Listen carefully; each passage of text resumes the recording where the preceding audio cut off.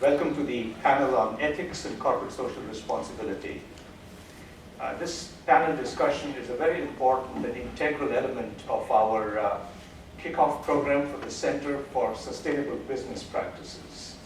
And we had formed this center about a year ago with the intent of starting a dialogue in the community on the incorporation of social responsibility and environmental responsibility into corporate strategy. Because we believe that socially responsible strategy and environmentally friendly practices lead to good business and sustainable business.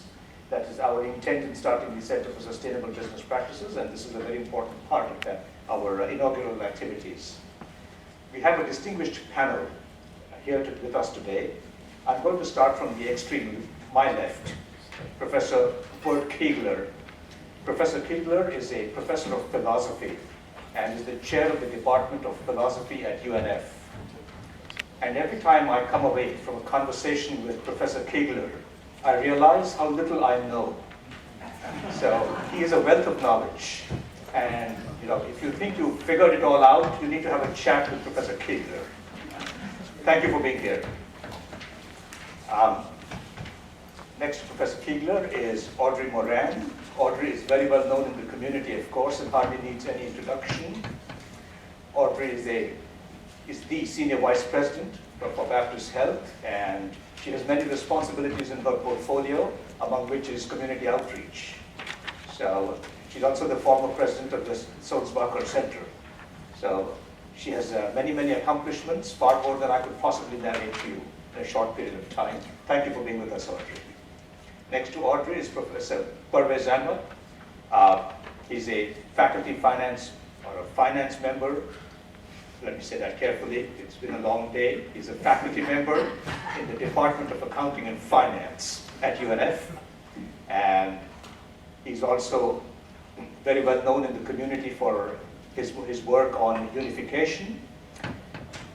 Professor Ahmed is also a Fulbright Fellow. And thank you for being with us on this panel. To my immediate left is Frank Denton, who again very well known in the community and the editor of the Times Union.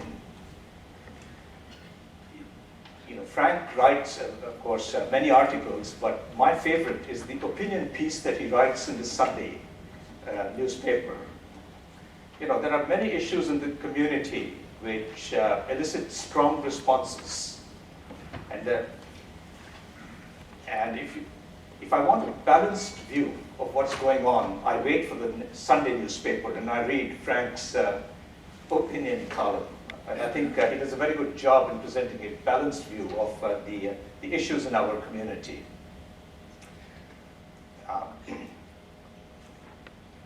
And of course, Frank Denton is also, I think he's a well-respected journalist. And Frank, we are delighted that you've taken the time to be with us today and that you've taken on yourself the onerous responsibility of moderating this challenging panel. With that, I'd like to hand over the mic to you, and we look forward to the discussion. Thank you, Dean Samant. I'm very happy to be here. I'm a little intimidated by our panelists. I was on a panel with Bert a couple of months ago, and he mentioned Habermas. And I said, Bert, I tried to read Habermas once. I'm a fairly smart guy. And I spent a lot of time trying to read Habermas, and I could never understand Habermas. And it turns out, if you look at his vita, that not only does he understand Habermas, Habermas was actually his advisor for both his master's and his PhD. So now I'm really intimidated. So if you don't understand me, you know why. I've been looking forward to this panel because this is a topic that's interested me for a long time. About 15 years or so ago, when I was in business school, and I did that in mid-career in addition to journalism, I took a course in ethics and corporate social responsibility and was fascinated by it because I come at it from the social side of it, being a journalist and coming out of the liberal arts. But I was fascinated with the development of corporate social responsibility over history. So when I'm in Jacksonville and I see people like Audrey with the title. She's a Senior Vice President of Corporate Social Responsibility for Baptist Health. And then I run into a few other people with that title. I wanted to do a column about it. So I had it on my list of things to write about. And then when AJ and Parvez invited me to participate in this panel, that was my excuse. So last week I did write a column, and there are copies here somewhere. I don't know if everybody has them, but in which I think gives something of perspective on the status of corporate social responsibility in Jacksonville, anyway. So it allowed me to sort of get updated on it. So we have a diverse panel here. We have a philosopher, we have an attorney and a business person and a community leader in the case of Audrey, and then we have another community leader, and Parvez is certainly that, as well as a professor of finance who can always bring us back to financial reality if we have to. I'd like to start off, if I might. I'm going to ask some questions of the panelists, if I might, but I'll keep an eye out there. And if any of you, or when you have a question or a follow-up on something that one of the panelists says, please don't be shy, because we're all here to share and learn. I would like to start off with Professor Koegler to set the ethical framework for corporate social responsibility and sustainability, looking at the ethical traditions and frameworks. Where do we start in examining this topic? Well, what I do not want to do now is to go over the sort of the traditions of ethics as they are taught in an intro to ethics course, and suggest that certain ethical frameworks are applicable directly to business. Because in philosophy we do have a very strong tradition now, since about 20 years, and increasingly recognized in business ethics, that tries to redefine the framework in which we generally see capitalistic businesses and corporate responsibilities. And what I'm talking about is a very influential paradigm that has replaced the traditional orientation within the business community. And I also want to excuse myself here for some vast generalizations, with all the business professors and economics experts here, but we philosophers tend to do this.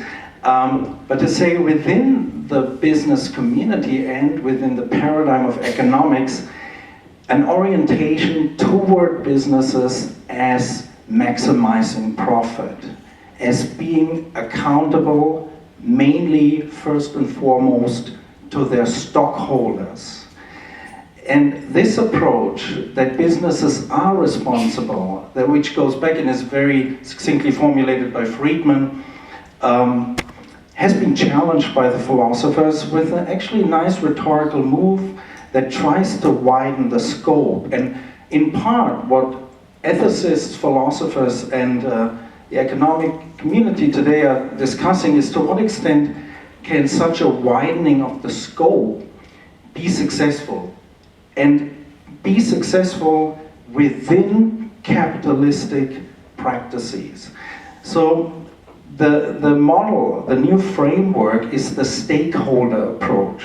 So instead of companies being entirely or solely responsible to maximizing profit for their stockholders, they're actually seen as being responsible for all who are affected by the actions of the corporation. So all who have a stake in it. Sometimes it's shareholder with a stakeholder, or stockholder versus stakeholder.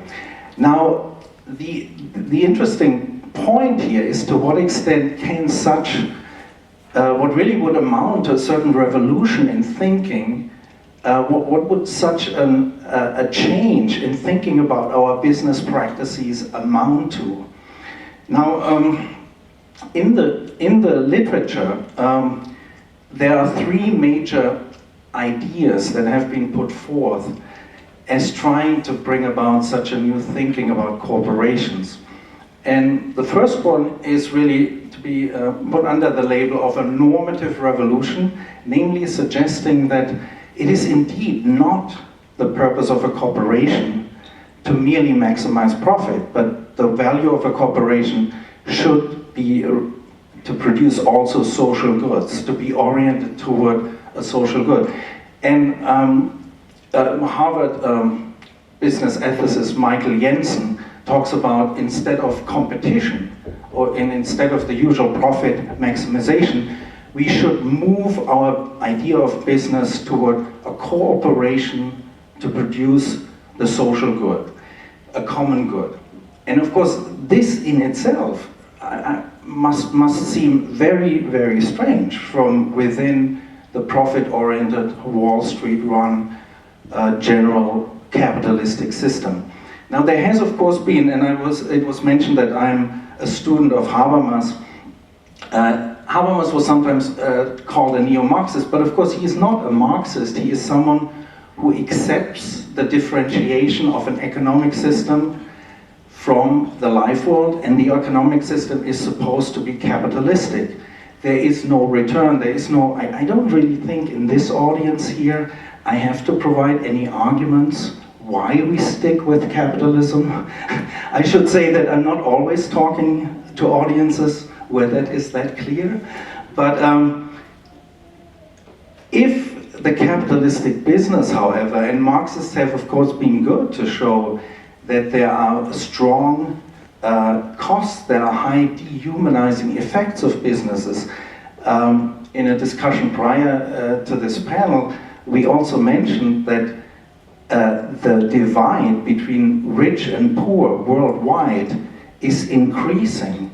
However, from a business ethics perspective, the challenge is, how can we, so to speak, humanize capitalistic practices? How can we create, so to speak, capitalism with a human face, so to speak, reaping the benefits of the free market, of free corporations, of the inventiveness of capitalism, without or by tempering the consequences? The ethical framework of Walmart would say that as much as they can cut costs, they can cut their prices and they'll sell more, and that's what consumers really want. There's a book about it called The Walmart Effect. Audrey, do you think consumers are demanding corporate social responsibility? What is the point of view from the consumer? Would they rather have lower prices than a company to spend some money on corporate social responsibility? Well, I think the reality is they want both. They want low prices and they'd like to have social responsibility as well. And so I think it's the job of the corporate sector to explain the value of social responsibility. And while that may seem intangible, especially in a place like a Walmart, or in my case, a Baptist Health, the largest private employer in Northeast Florida, we do have many, many, many stakeholders, 9,000 employees. And if we invest in the social responsibility in the fabric of our community, the dividends are reaped by all of those people and their families and their friends and their neighborhoods when we're investing on where people not only work, but where they live. And so I think you're seeing more of the larger employers embracing this concept of stakeholder, of this idea that yes, we need to make money, that's an important part of success, no margin, no mission. You've probably heard that phrase many times before, but the idea that just doing good isn't probably enough.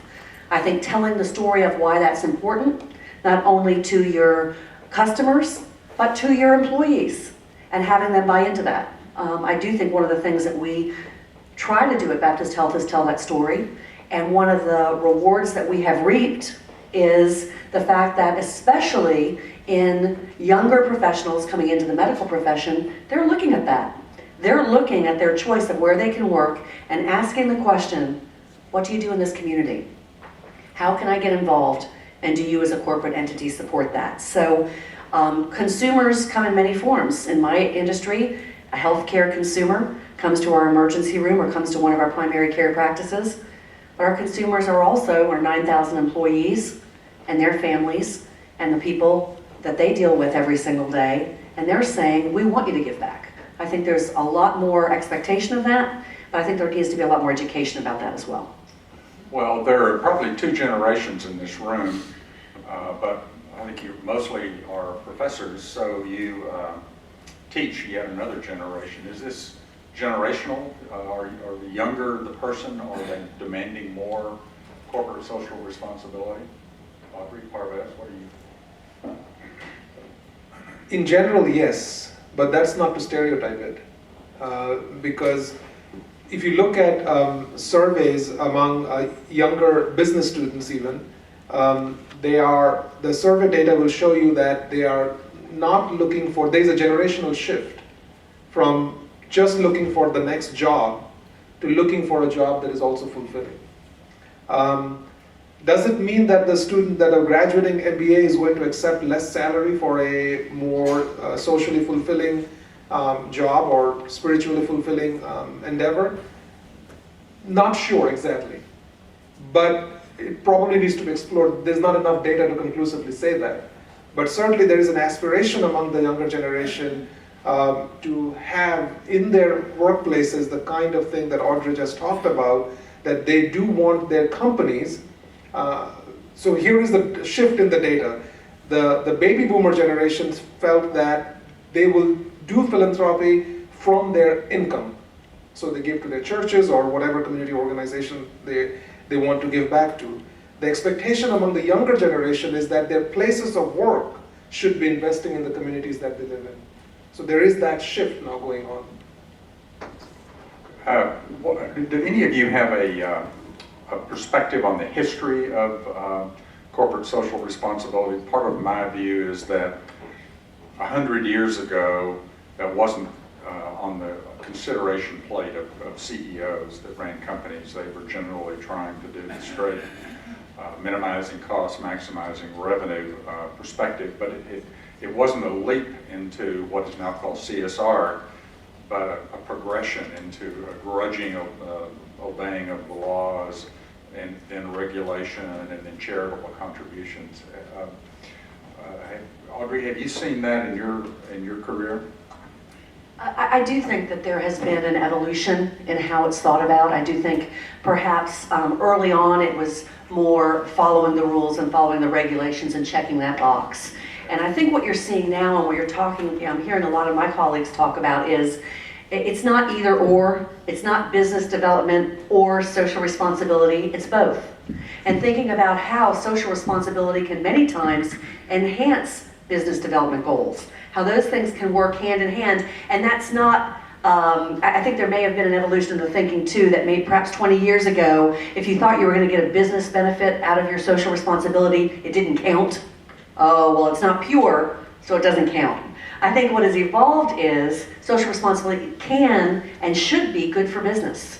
Not only good for communities, but good for business. And so it's not that either or mentality anymore. That there are some things you're going to do from a social responsibility perspective that might not have a tangible return, but there are many things that do. And we see that quite a lot in healthcare. Let me give you an example of that. One of the things that Baptist Health helped create 10 years ago was a clinic at the Sulzbacher Center for the Homeless, downtown homeless shelter. That clinic currently sees 1,200 people a month in its clinic. Those are people that don't show up in Baptist Health emergency rooms. They're being treated in a medical home, receiving quality care in a cost-efficient way. And the investment we make in that clinic every year, we're a sustaining donor of that clinic, is much smaller than what we would take, because that would be uncompensated care in our emergency room. And of course, as everyone knows, emergency room care is the most expensive form of care. So, socially responsible, providing medical care, helping provide medical care for homeless men, women, and children in our community, yes, but it enhances our bottom line as well. We say it still counts, it's still important, and that's something that we would continue to do. And as we tell that story, that's brought in other partners. Other hospitals come in when we say, think about it from this perspective. Let's not be siloed in this. Come help us do this because it can help you too. Yeah, Bert, please. I would like to ask a question toward this, because somewhat implied, and this is also an issue with the business ethics community that I'm somewhat representing here, is the voluntary nature of that sort of social responsibility. I mean, there are several implications that it's CEOs who engage in this. It's voluntary. It's an act of ethical redefinition of what you do in a business. And I'm asking the business experts and the leader of a major institution, is it that voluntary? Is it to be successful if it's so voluntary? I mean, the big issue in ethics, I mean, we're not just sort of normative philosophers who like to paint beautiful pictures. We like to see whether ethics actually works. And I want to quote here the Harvard business ethicist Michael Jensen, who first defines the problem and then suggests, and I'm wondering how the sentiment is here about that. How do we get managers to see that narrow-minded short-term value maximization leads to harm?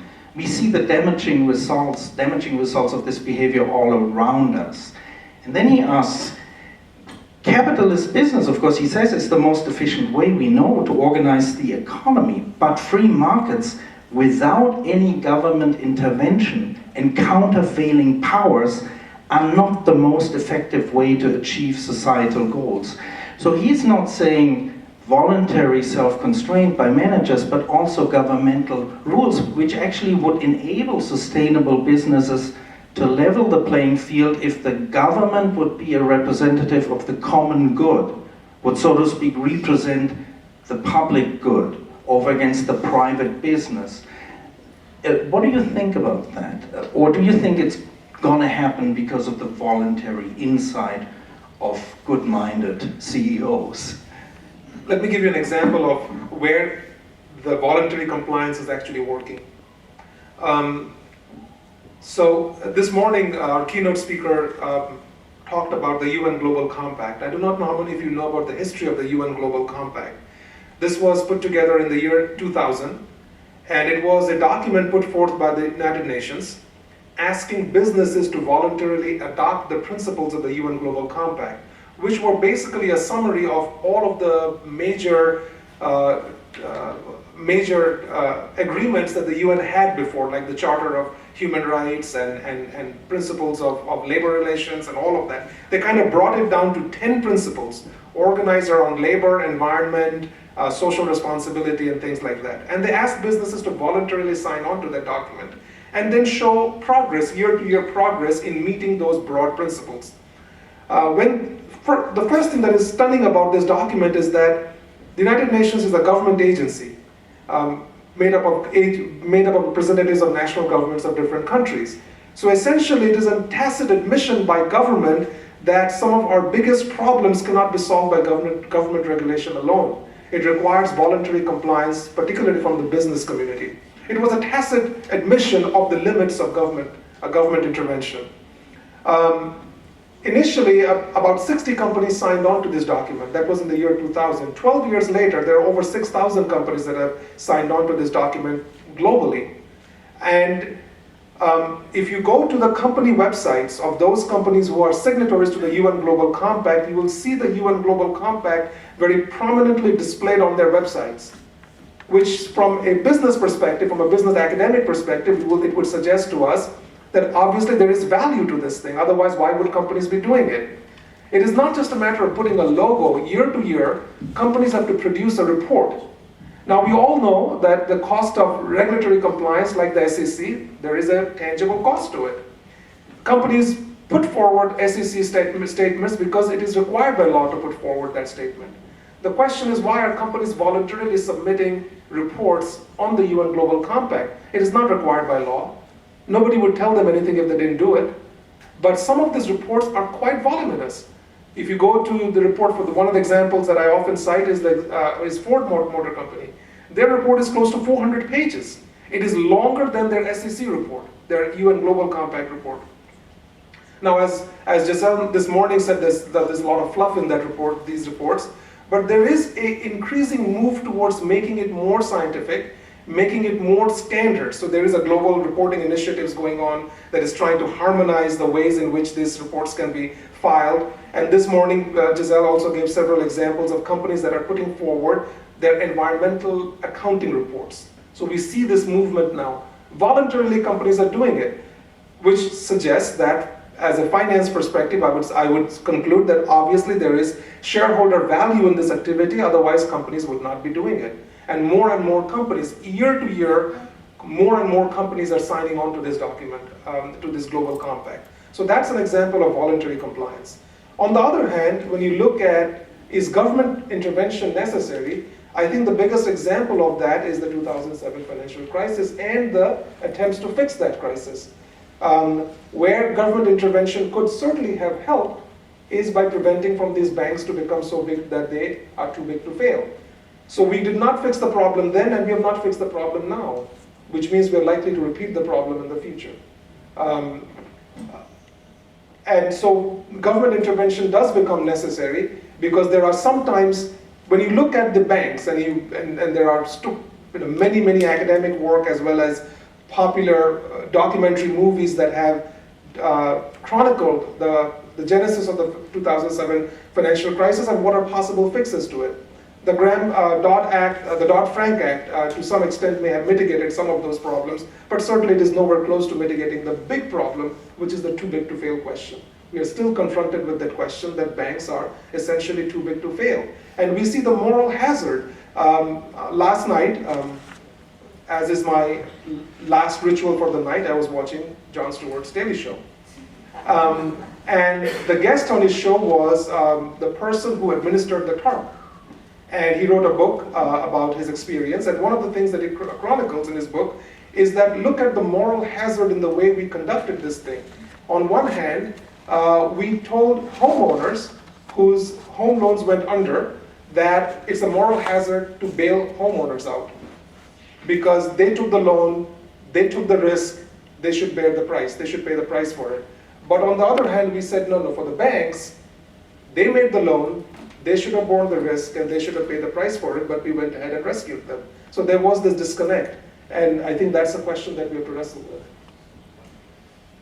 So what about investors? What do we know about, and I guess this is back to you, Parvez and Audrey primarily, but how do we know investors, how would they react to a company that is showing social responsibility? Would they prefer to invest in a company like that, or would they be more interested in someone who would maximize profits short term? I'll give you the evidence that we have from existing research at this moment.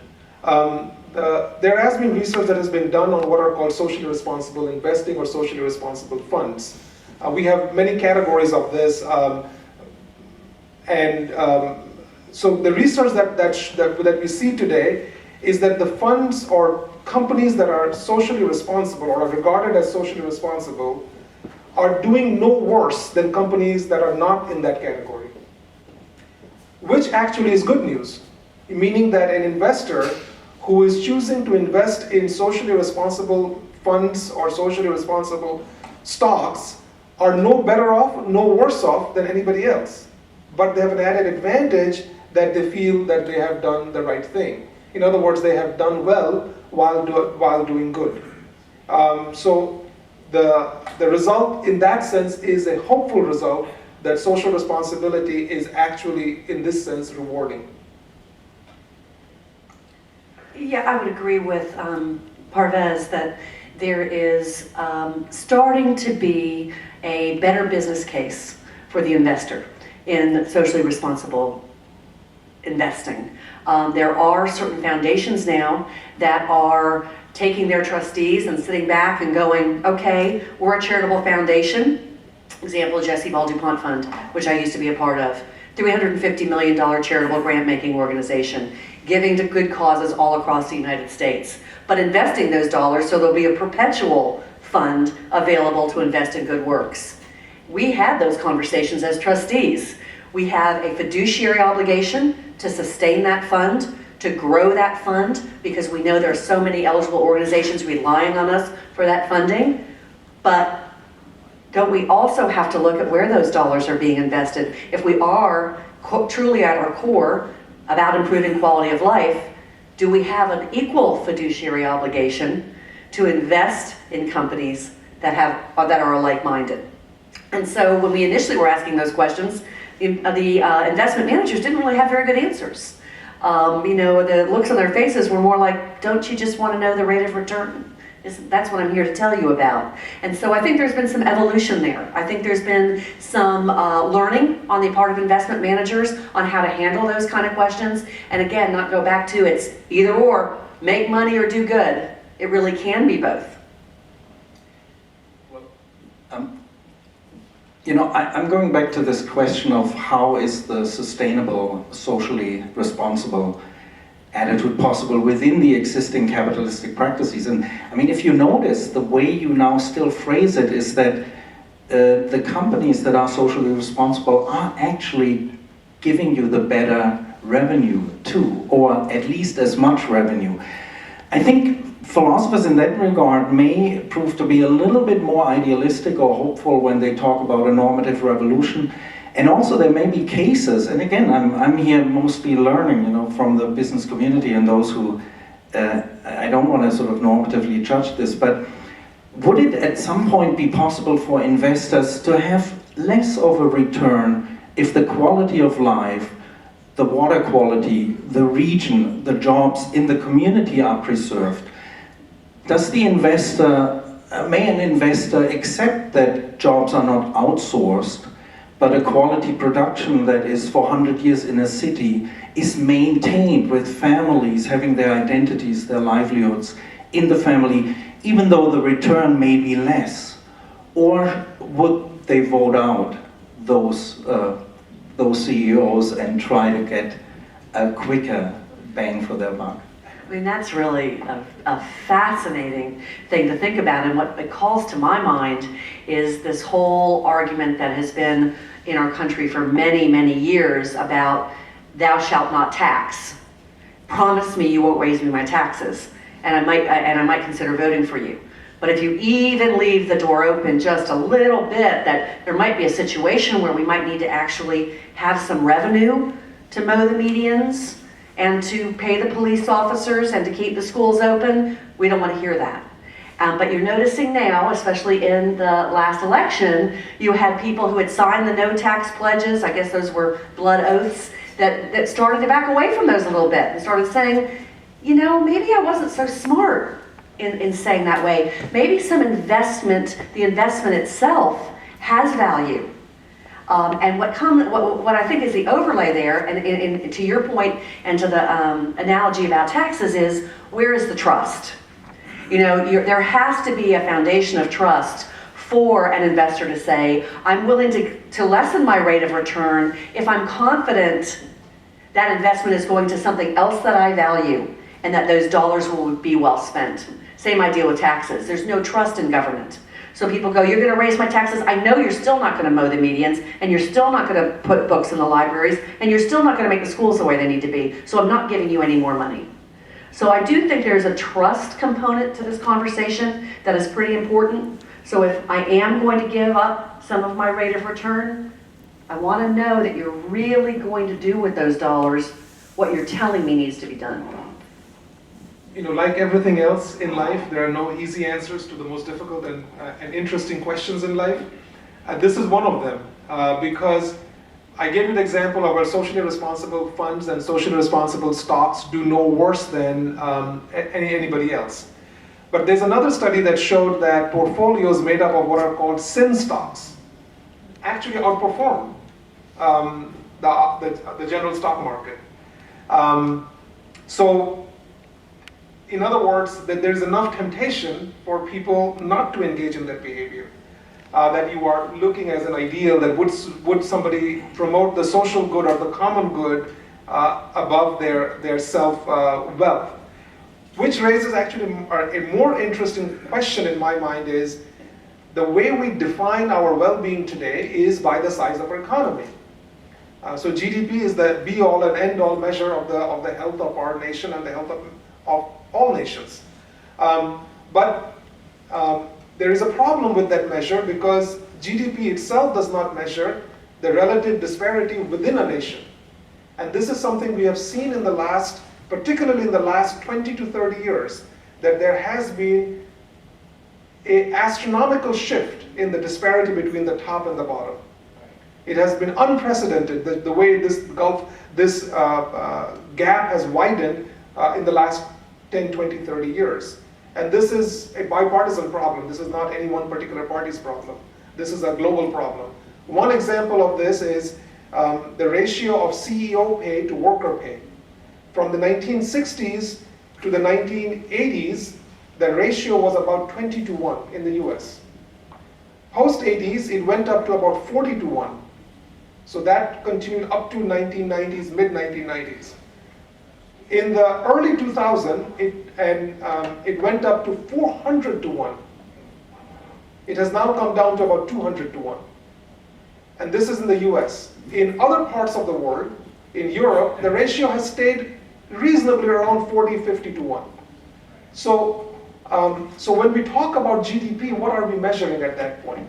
Is it the wealth and the benefit that has gone to everybody, or is it the wealth and benefit that has gone to a select few? And here is a statistic that is even more revealing. Between 1917 and 1980, for every dollar that we gained as a nation, on average, 31 cents of that dollar went to the top 10%, and 69 cents went to the bottom 90%. So 1917 to 1980, over a very long period of time, for every dollar that we gained, the top 10% received 31 cents on the dollar. From 1980 to 2008, for the same increase in dollar, the top 10% received 98 cents. The remaining 90% received 2 cents. So that's an economic reality that we are dealing with. And this has actually spawned enough anxiety on both the right and the left. In my view, the Tea Party movement, as well as the Occupy Wall Street movement, are manifestations of the same problem. A little bit from different perspectives, but they're actually trying to address the same problem or expressing anxiety over the same concern. So that has been one issue, and this is why we see economists around the world are beginning to ask the question, should we measure well-being through GDP numbers, or should we use arguably very subjective estimates like happiness index or other kind of measures that may give us a much robust sense of what is actually happening within an economy? Well, but is that not a personal political decision as to what one values? One of the people I quote in that column is Milton Friedman, the conservative economist, who argued in a magazine article I mentioned in there. It was actually in the New York Times Sunday magazine in 1964. He posed it as a moral obligation on the part of business owners to serve the capital investment as well as possible, efficiently, to maximize outcome. So he put that ethical obligation on. How do you balance that with the ethical obligation to also serve the community? How do you figure that out, Bert? That is precisely my problem with the ethical reorientation of capitalism as we know it.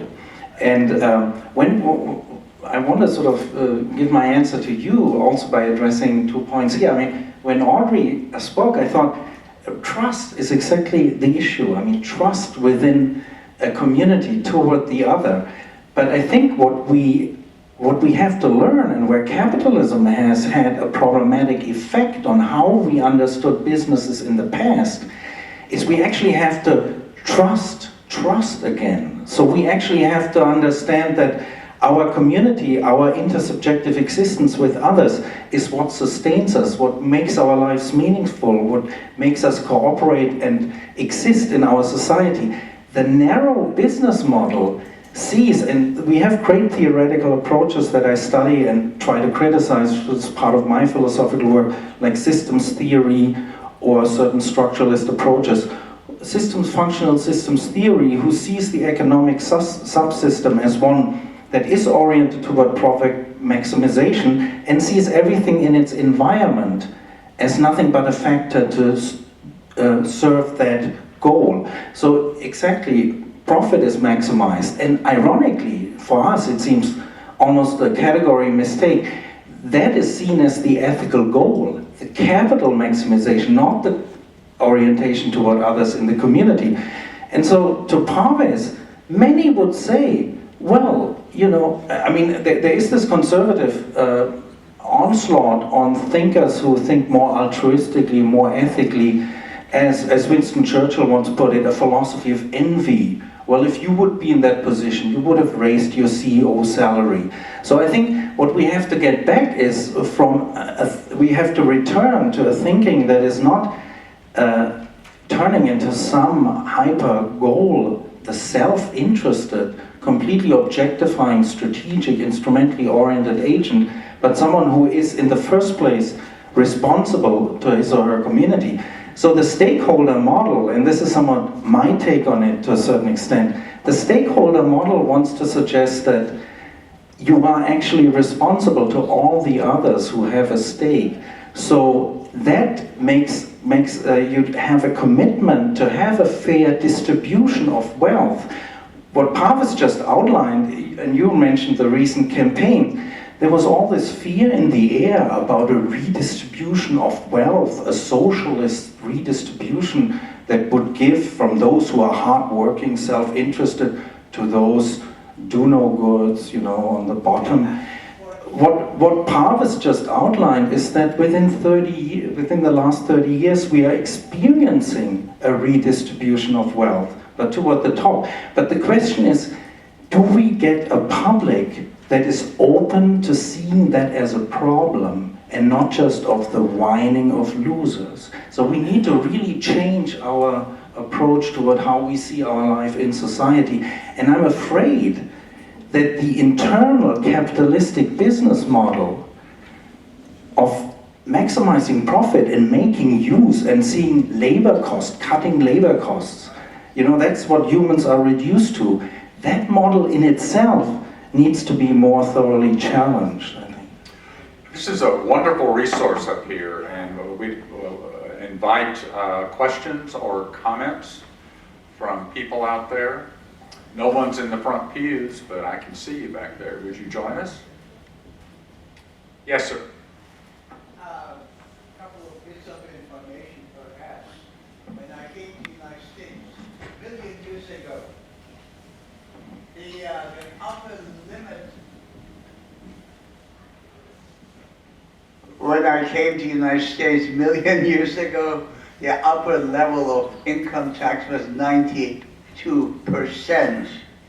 With your information, that today the upper limit is less than what many third world countries have, and they are still bitching and moaning, excuse the expression. But what is important, people don't realize, today's capital is yesterday's labor. Now, that means basically we are not totally a capitalistic society. We should also consider ourselves a laboristic society. Now, what is happening here is that the stakeholders and stockholders are winning. Stakeholders are losing, and there are no holders like myself, perhaps, are shocked. Really, what is going on? One very last point. Basically, in 2010, less than upper 1% of the people have gained 93% of the total GDP. This is not sustainable. I have seen a Russian Revolution, and I have heard of French Revolution. I have seen part of the Chinese Revolution. Believe me, class warfare is not a joke.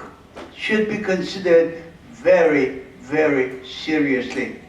Sorry, wasn't a question, but to be talked about. I want to kind of continue the thought that Audrey and Bert just talked about on this issue of trust.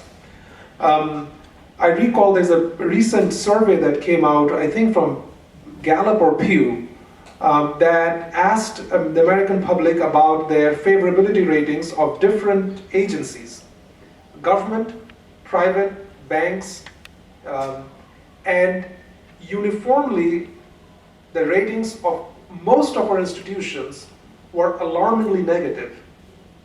For example, we all know this story about the US Congress, like 17% approval rating or 10% approval rating.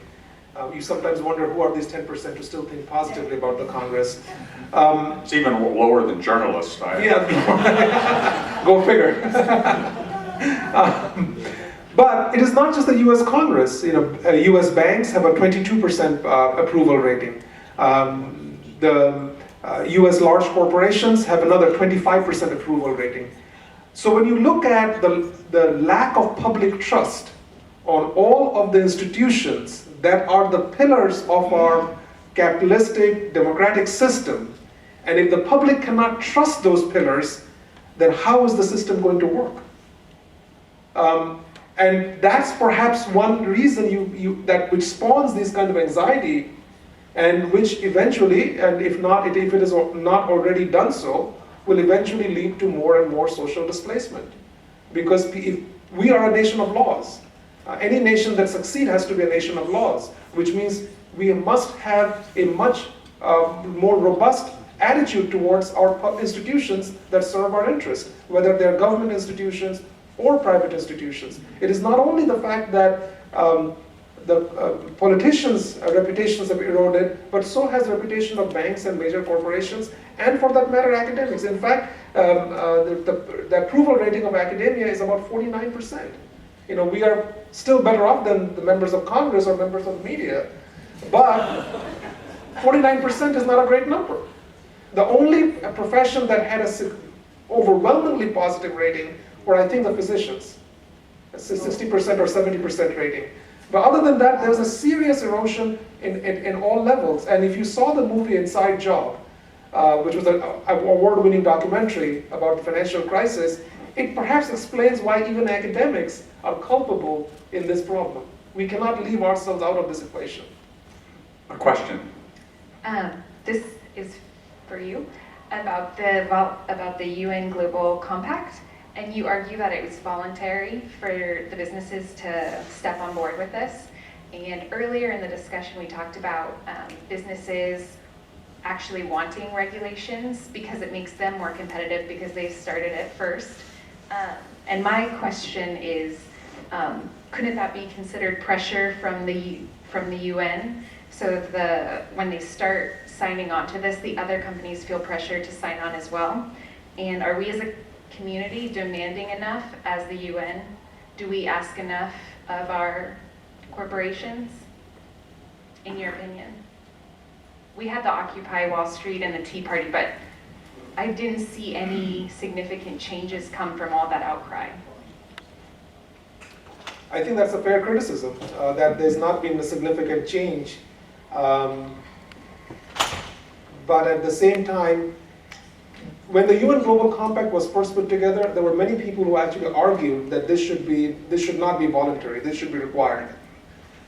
Of course, it could not be required because we didn't have standards. Unlike the SEC report where we have standards that companies have to comply with, the UN Global Compact did not put forward standards. But now that standards have developed, the question is, are we going to eventually move in that direction?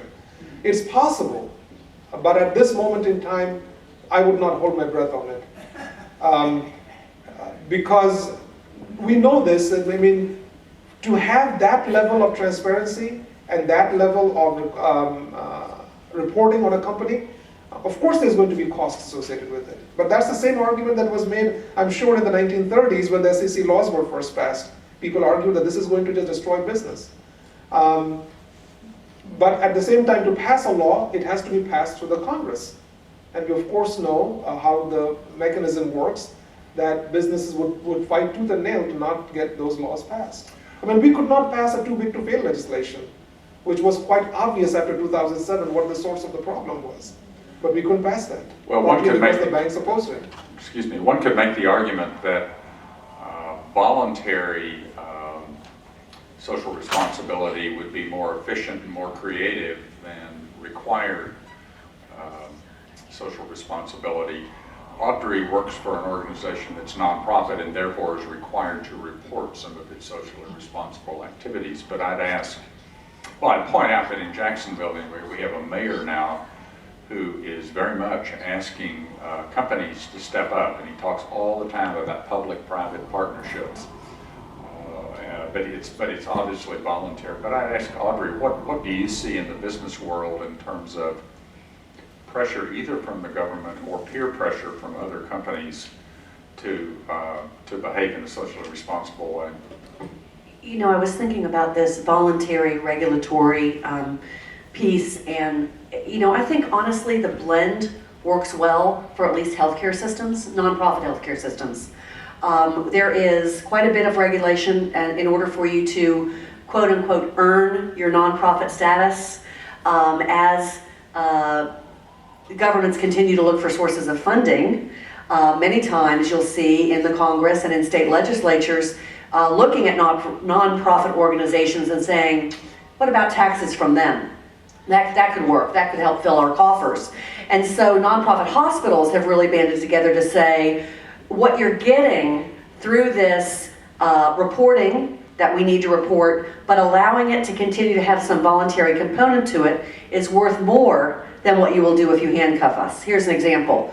We have to report each year what we do in terms of grant making to organizations that serve vulnerable populations' healthcare needs. We have to report volunteerism, we have to report dollars, we have to report our uncompensated and charitable care. Last year at Baptist Health, we gave back to the community 3 times what we would have paid in taxes.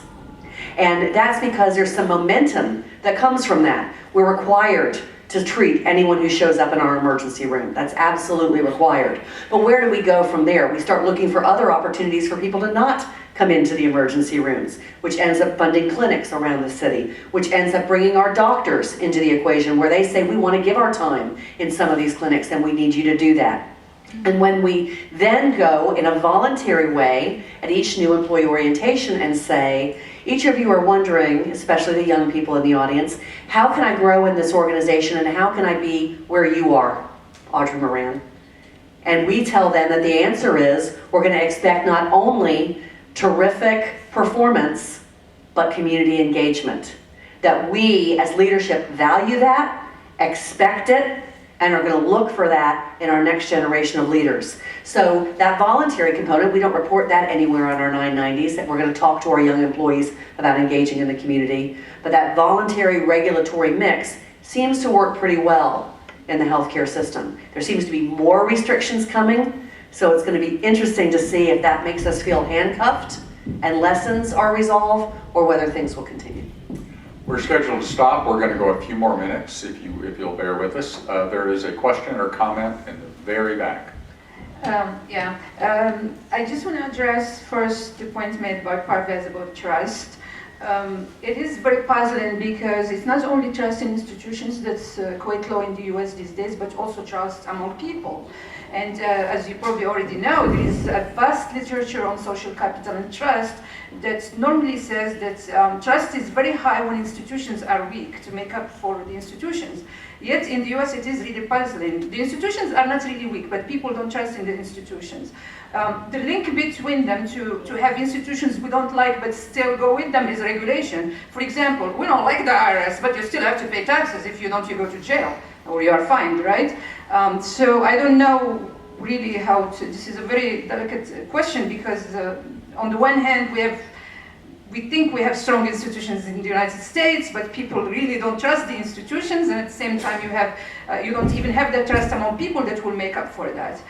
So that's one point. And the other point is about social responsibility among corporations and whether do you want to just go ahead and do it. I think there is an important role for education, and I'm not talking only about college education. It should start really from very young age.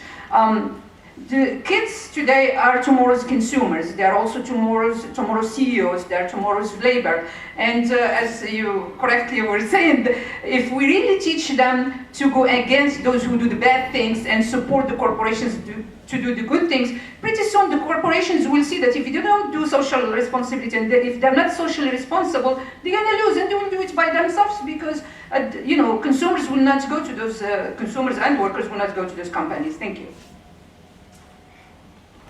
Other comments or questions?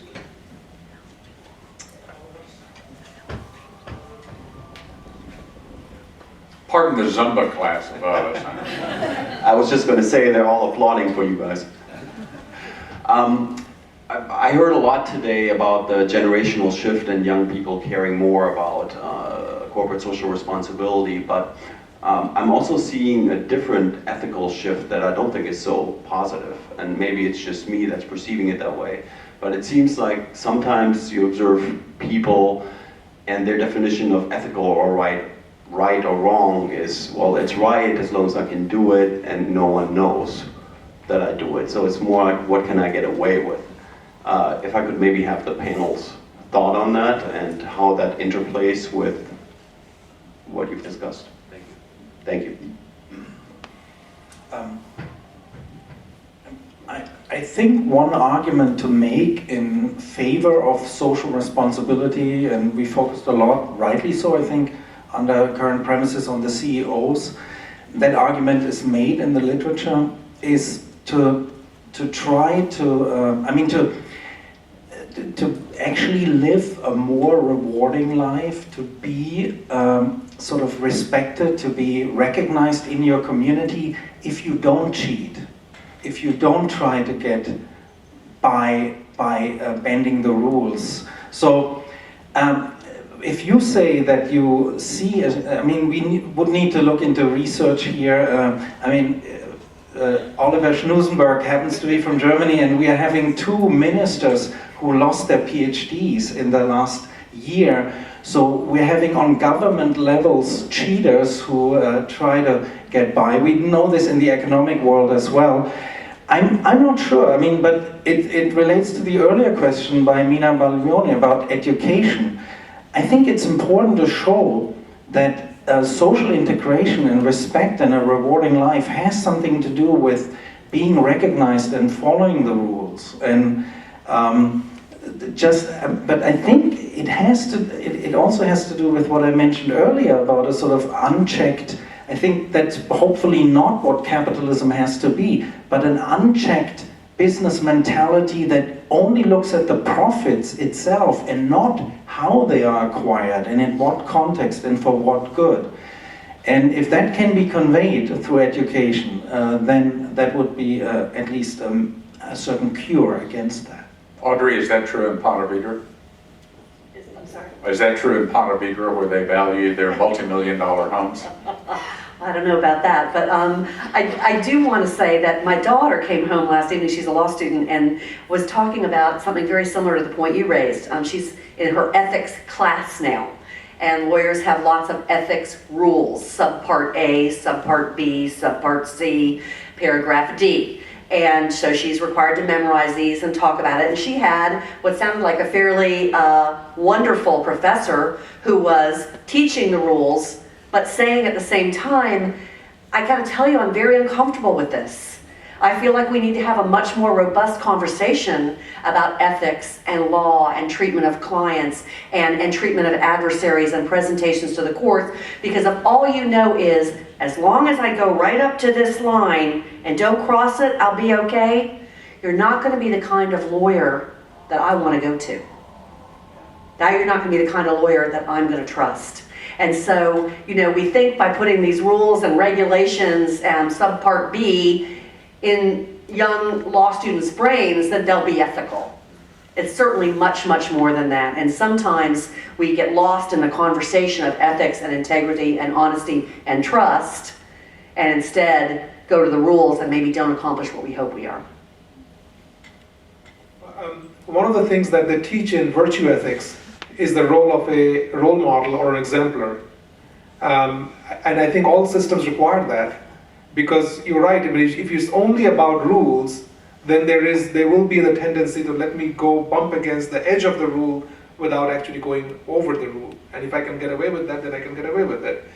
One of the exercises that I often do with my students, I did it here and I also tried it in Bangladesh, and I'm referencing Bangladesh where I was doing my Fulbright work as an example, because Bangladesh for many, many years was the most corrupt country in the world. In the Transparency Index International, where they tracked this statistics, it was ranked dead last. It has since moved up, but I'm not sure if corruption has improved in Bangladesh or other countries have become worse than them. So I'm not sure about what that improvement actually means. But the test was interesting. I posed a hypothetical to my students, and I said, if you were asked to do something that was wrong, but there was a reward for doing that thing wrong, and the reward was, I make up a number, let's say it's $1,000. And if you do get caught, the penalty is going to be maximum $500. Would you do it? And I get the same response from students here as I got from in Bangladesh. About 80 to 90% of the students would say yes. And then I say, well, if the penalty is $2,000, would you do it? And at least many of them would say, no, I won't do it. So it's a monetary judgment that they're making on ethics. The question, what troubles me is that almost none of my students ever ask, what is it that you're telling me to do that is wrong? They never ask that question. What if I'm asking you to, kill somebody? What would that entail then? But the fact that one is not bothered by it, that to me is a concern. And I think that problem is not uniquely American or uniquely foreign, it's just a human problem. And so it goes back to that there has to be more robust rulemaking, and there has to be accountability for those rules. I mean, look at the 2007 financial crisis. Who did we hold accountable for that crisis? Nobody. Nobody went to jail. Well, people are looking sometimes for hard and fast rules, as Audrey pointed out. A lot of it has to be experiential. People have to live it and feel it and discuss it and think about it, which is why the ethical frameworks to me were so interesting in my favorite class in business school. I also think one of the most popular features in the New York Times is the ethicist column, if you ever look at that. It used to be written by a man named Randy Cohen, now someone else is doing it. And I know a lot of people who would like to write that column because it's so interesting to look at things from different perspectives and see what we can learn. Randy Cohen has a book out there. Let me ask one final question, unless somebody out there has something. We do. We have one right here. I just wanted to make a comment about corporate social responsibility. I know that there was a huge movement in Europe in the 90s, and then it kind of moved over here. And companies that were headed by Bill Gates, like Bill Gates, I think about 5 or 6 years ago, turned his foundation no longer invests in organizations that don't do corporate social investment, as well as Richard Branson and other major players on the world economic market. And that's probably how the rest of, I guess, the world business is going to come around. But one comment on ethics, I don't think it's something you can honestly teach anyone. It's something that you hold in, because ethics is something you do when no one is looking. That's kind of like how you would define ethics. If you're doing things that are wrong when nobody's looking, you're not an ethical individual, but if you're on the level and you're doing it when nobody's not looking, you're good. Excellent point. Let me wrap this up by asking each of our panelists to talk just a bit about how they see the future of corporate social responsibility. I address it a bit in the column that you have, but I'd be interested to know what each of our panelists from their perspective see this movement going in the future. I think ethics is teachable. Like everything else in life, it is teachable. Because many times the questions that we have in a real world situation often do not have a black and white answer. And so there are many shades of gray in between. And so it is the responsibility of, whether they're in school or in universities or an MBA program, it's the responsibility of the education institution to integrate ethics. One of the challenges I feel is in this area, one of the things that we are challenged with is often we teach ethics as an add-on subject. So people view it exactly like that, as an add-on. Meaning we view ethics as a constraint to our goal of wealth maximization. And if we can get around the constraint and achieve the goal, then we'll do it. If we can't get around the constraint, then we'll be ethical. Because we are teaching it as a separate thing. It should be integrated, it should be infused within our curriculum, so that, and it should be repeated. And infusion within the curriculum, by definition, would mean that it is being repeated. It is being taught in every discipline by different professors using different points of view, and that will be good. That diversity of viewpoint, teaching it in a variety of methods through the courses would actually begin to make a much better impact. I look at my finance, I teach advanced financial management for the MBA students. Ethics is literally a couple of pages in my entire advanced financial management textbook. That's not integration. that is treating it like, okay, it's just, we'll just do it, we'll pay lip service to it. I think that's where the problem lies, and I think the academic community has to respond to the challenge. Actually, some of the CSR executives that I interviewed made that point, that this is not an add-on or a department of our company, this is the way we do business. Audrey? Yeah, and I'm hopeful about the future of corporate social responsibility. 2 reasons. One, I do think there is a generational expectation that is growing and will have power in the way corporations value that work. And the second piece is government budgets are shrinking in neighborhoods all across the United States. And people are looking to their corporate partners, their corporate neighbors, to say, how can you help? And so I think those 2 things at work make it for a hopeful horizon. And I hope we'll have some more conversation about trust, because I'm going to be thinking about that all night. And we will leave you with the final word from our philosopher. I want to emphasize, first say something about ethics and then about the social corporate responsibility. Ethics, I think, has to really not be seen as an add-on, but not just with regard to our curricula, but also not as an add-on to our lives, not as some ethical rules that I follow that are abstractly put upon me. Sort of the ethics is actually something in which is sort of the fabric of our lives, of the recognition of others, and ethical behavior that is then articulated into rules and that is sustainable in the sense of agents that act ethically, that are following certain moral standards, are usually agents that are identifying with their institutions. And sometimes that's expressed not formally with Congress, but it's expressed with high ratings of individual politicians or others.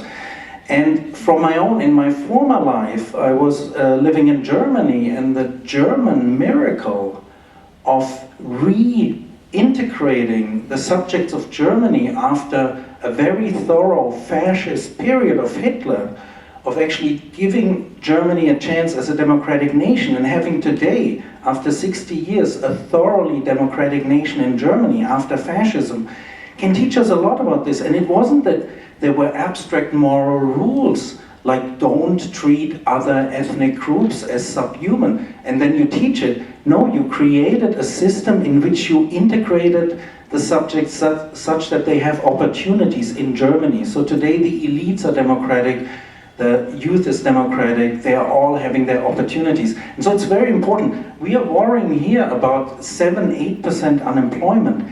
Spain has over 25%, generally over 50% of those between 18 and 25. Unimaginable. Those are really challenges politically. But in terms of corporate social responsibility, I brought up early on this issue of regulation and state governance, but I don't want to be misunderstood, and I very much like this point about consumer power. I think more of a democratic society is one that lives through a public sphere, through public opinion formation. It's not the state who imposes rules or individual private companies who follow ruthlessly their self-interest. But it's sort of the commonwealth that should be articulated in a public sphere that is crucial. And in that, I hope that the general public will endorse a model of responsible corporations, not just the CEOs as the leaders, but also the consumers who will check how are those companies run, how do they respect their employees, their customers, their natural environment. And that we as a society select and become more selective and more educated consumers.